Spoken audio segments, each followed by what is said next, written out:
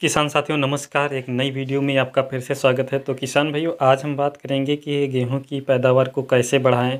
यदि किसान भाइयों आपकी फसल लगभग बालियां निकलने का समय हो गया है या गबोड़ अवस्था के समय अगर ये मैं खाद जो बता रहा हूं इसका इस्तेमाल कर लोगे तो आपके पौधे से ज़्यादा उत्पादन मिलेगा और अच्छी तरीके से आपका दाना का भराव होगा और आपका जो पैदावार है वो बढ़ जाएगी। किसान भाइयों और हमारी जो अगर वीडियो को लाइक कर लें, अगर वीडियो पर नए हो तो हमारे चैनल को सब्सक्राइब कर लें। तो किसान भाइयों हमारी जो बुआई से लेकर और पहली सिंचाई और दूसरी सिंचाई तक जो हम खाद डालते हैं, जो बेसल डोज में मैंने खाद डाले हैं उसके पर हमारी जो पैदावार होती है डिपेंड कर देती है और हमारी खेती कैसी है उसमें जो हमारे जो उर्वरक डालने हैं वो कैसे डाले हैं तो उस पर भी हमारी पैदावार पर प्रभाव पड़ता है। और सबसे महत्वपूर्ण बात ये है हमारी जो फसल है, जो मैंने गेहूं की बुआई के लिए किस्म गेहूं का चयन किया है वो भी अच्छी ही किस्म का होना चाहिए, तभी हमारी ज़्यादा से ज़्यादा पैदावार मिलेगी। तो किसान भाइयों आपको जब गबोट अवस्था हो जाती है हमारी फसल में उससे पहले 8 दिन बाद आपको जो मैं खाद बता रहा हूँ इसका इस्तेमाल कर लोगे तो आप लोगों को ज़्यादा से ज़्यादा उत्पादन मिलेगा।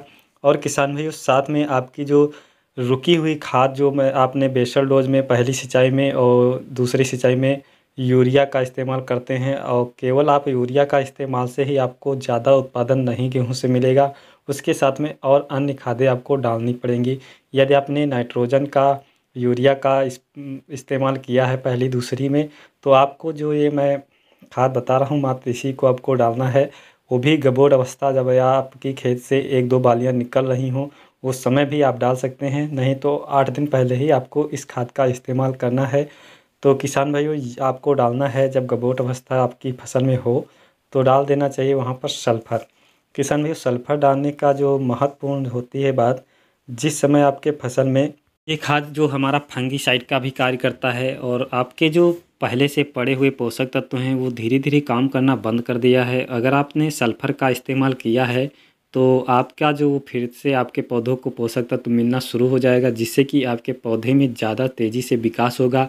आपकी बालियां जो है लंबी निकलेंगी और बालियों में जो दानों का सही तरीके से भराव ये कर देगा। तो किसान भाई सल्फर आपको लेना है 80% वाला आपको डालना है। इसकी मात्रा लगभग 5 किलोग्राम प्रति एकड़ में आपको डालनी है। और इसके साथ में किसान भाइयों अगर आपने जिंक सल्फेट का इस्तेमाल करना चाहते हैं तो जिंक सल्फेट का इस्तेमाल कर लें, या आप सल्फ़र भी अकेले डाल सकते हैं, कोई दिक्कत नहीं होगी। और इसको डालने के साथ में थोड़ी मात्रा में आपको यूरिया मिला लें जिससे कि आपको इसको डालने में आसान हो जाए।